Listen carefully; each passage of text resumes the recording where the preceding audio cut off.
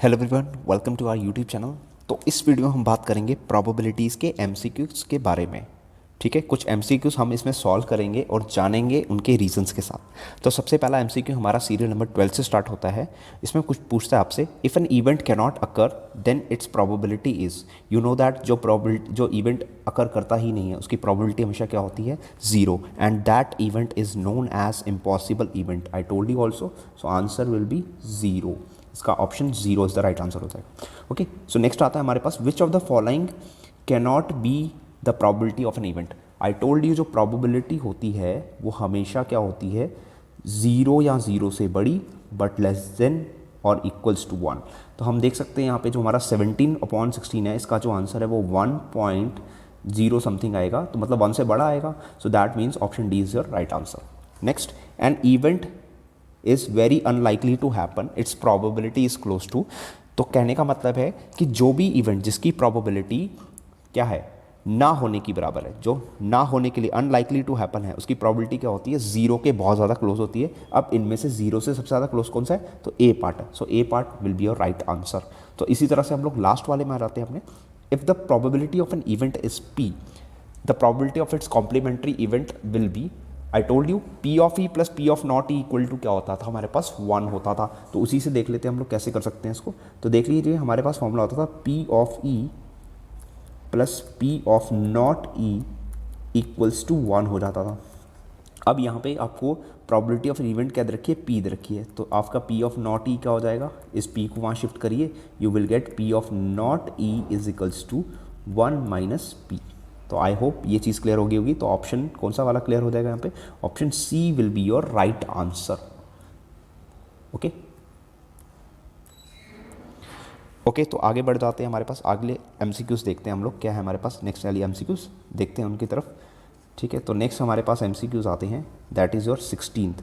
The probability expressed as a percentage of a particular occurrence can never B.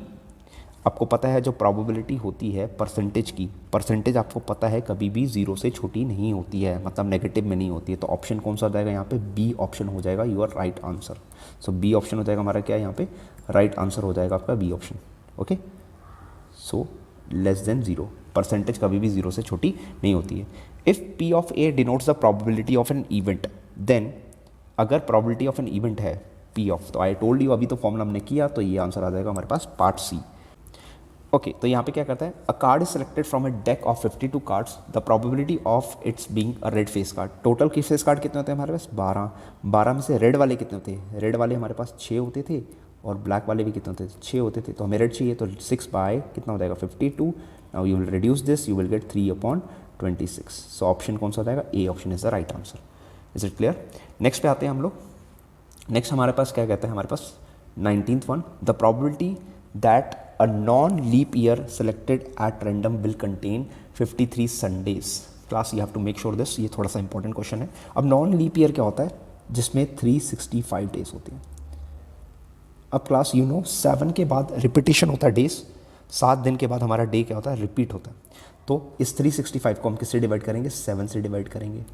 तो आ जाएगा 7 5 ज़ा 35 और 7 2 ज़ा 14। तो इसका कहने का मतलब है ये जो एक दिन जो रिमाइंडर बचा है, दैट विल बी एक्स्ट्रा। ये एक दिन क्या होगा हमारे पास, एक्स्ट्रा बचेगा। मतलब कि एक दिन ऐसा होगा जो फालतू आएगा। अब ये फालतू दिन कौन सा हो सकता है, ये संडे हो सकता है, मंडे हो सकता है, ट्यूसडे हो सकता है, वेडनेसडे हो सकता है, थर्सडे हो सकता है, फ्राइडे हो सकता है, या फिर अगेन सैटरडे हो सकता है। हमें कौन सा चाहिए यहाँ पे, हमें चाहिए संडे। तो संडे कितने आए यहाँ पे, एक ही संडे आया, तो answer will B 1/7। So option क्या हो जाएगा हमारे पास, ए हो जाएगा। क्लास फिर से समझाता हूँ, हमारे पास टोटल डेज कितने होते हैं, 365 डेज होते हैं। अब 365 डेज को आप 7 से क्यों डिवाइड कर रहे हो, क्योंकि आपको पता है 7 दिन के बाद हमारा जो डे होता है वो रिपीट कर जाता है। तो 7 से आपने जैसे इसको डिवाइड किया, तो आपके पास एक दिन फालतू बच रहा है, मतलब जो रिमाइंडर आया that is your extra day. अब जो एक्स्ट्रा डेज है वो हमारे पास वो कौन कौन सा हो सकता है, वो तो संडे भी हो सकता है, मंडे भी हो सकता है, ट्यूसडे भी हो सकता है, वेडनेसडे भी हो सकता है, थर्सडे भी हो सकता है, फ्राइडे भी हो सकता है, या फिर सैटरडे भी हो सकता है। तो टोटल आउटकम्स हमारे पास 7 आ गए, जबकि हमें चाहिए क्या, सिर्फ संडे की बात की गई है। तो फेवरेबल हो जाएगा 1 और divide by total that is your 7। तो इन दिस वे ये हमारा आंसर हो जाएगा। ओके, अगर यहाँ पे लीप ईयर होता तो आपको 366 डेज को डिवाइड करना पड़ता 7 से, तो उस केस में आपका 2-2 का पेयरिंग बनता है। ठीक है, तो उस टाइप का क्वेश्चन भी अगर कहीं मिलेगा तो इन फ्यूचर आपको दिखा दूंगा मैं। ओके, चलो नेक्स्ट क्वेश्चन की तरफ बढ़ते हैं हम लोग। Next is your question number 20. When a die is thrown, the probability of getting an odd number less than 3. अब याद रखिए ऑड नंबर लेस देन 3 कौन कौन सा होता है. सबसे पहले टोटल नंबर्स होते कितने हैं जब एक डाई को थ्रो करते हैं हम लोग, वो होते हैं 1 2 3 4 5 6. 6 से छोटा ऑड नंबर कितना होगा, 6 से छोटा ऑड नंबर हमारे पास एक ही होता है. सो answer will B 1/6. That is quite simple, I think so. Okay, next question की तरफ बढ़ जाते हैं हम लोग. अ card is drawn from A deck of 52 cards. The event E is that card is not an ace of hearts. The number of outcomes favorable to E is, ध्यान से देखते हैं. सबसे पहले एस क्या होते हैं आपको पता होना चाहिए भाई. एस होते हैं हमारे पास, ए से दिखता है एस. एस होते कितने हैं हमारे पास, 4 एस होते हैं. कितने होते हैं, 4 एस होते हैं हमारे पास. अब इसमें से एस ऑफ हार्ट्स कौन सा चाहिए हमें, एस ऑफ हार्ट्स चाहिए. मतलब एस तो चाहिए लेकिन किसका चाहिए, हार्ट का चाहिए. हार्ट का एस कितना होता है हमारे पास, एक ही होता है. तो टोटल हमारे पास ये एक निकाल दो आप, तो पीछे कितने रह गए हमारे पास, पीछे हमारे पास कितने रह गए, टोटल 51 रह गए. तो नंबर ऑफ आउटकम्स पूछे आपको, तो नंबर ऑफ आउटकम्स क्या बन जाएंगे हमारे पास, टोटल कार्ड्स पीछे कितने रह गए, 51. क्लास मेक श्योर दैट हमें ये वाला स्किप करना ना कि ये वाला. ओके, सो इसलिए आंसर कितना आ जाएगा, 51 आ जाएगा. आई होप ये भी चीज़ आपको क्लियर हो चुकी होगी. चलिए बढ़ते हैं नेक्स्ट क्वेश्चन की तरफ. That is your question number 22. The probability of getting a bagged egg in a lot of 400 is 0.035. The number of bad eggs in the lot is, बहुत ज़्यादा अगेन सिंपल सा क्वेश्चन है. अब देखो तुम्हें probability दे रखी है. We know probability is equals to क्या होता है, number of favourable divide by total. Okay, यहाँ पे हमारे लॉट दे रखा है, टोटल दे रखे कितने 400 और फेवरेबल हमें नहीं पता, और आंसर दे रखा है कितना 0.035. So what to do next, favourable का क्या जाएगा, 400 वहाँ जाके क्या हो जाएगा, डिवाइड हो जाएगा. So you will get favourable is equals to 0.035 into 400.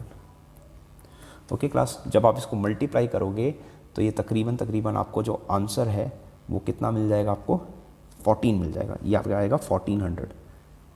Okay, कितना आ जाएगा आपके पास, 1400 के अराउंड आएगा. ठीक है, तो आपके पास 14,000 आ जाएगा. इसका 3 के बाद पॉइंट लगाना है आपको, तो आपका आंसर आ जाएगा कितना, 14 आंसर आ जाएगा. सो 22 का ऑप्शन हो जाएगा बी. ठीक है, इस तरह से करेंगे. प्रॉबिलिटी का formula you know, favourable upon total. अब टोटल आपको दे रखे थे कितने थे, 400 थे, और फेवरेबल आपको फाइंड आउट करने हैं. प्रॉबिलिटी इज ऑलरेडी गिवन, तो फॉर्मूले में जस्ट पुट किया, सारी वैल्यूज़ को इधर उधर किया. ठीक है, सिंप्लीफाई किया, यू विल गेट 14,000, और 3 के बाद पॉइंट था तो आ गया 14 आंसर. आई होप ये भी क्लियर हो चुका होगा. चलिए नेक्स्ट की तरफ बढ़ते हैं हम लोग.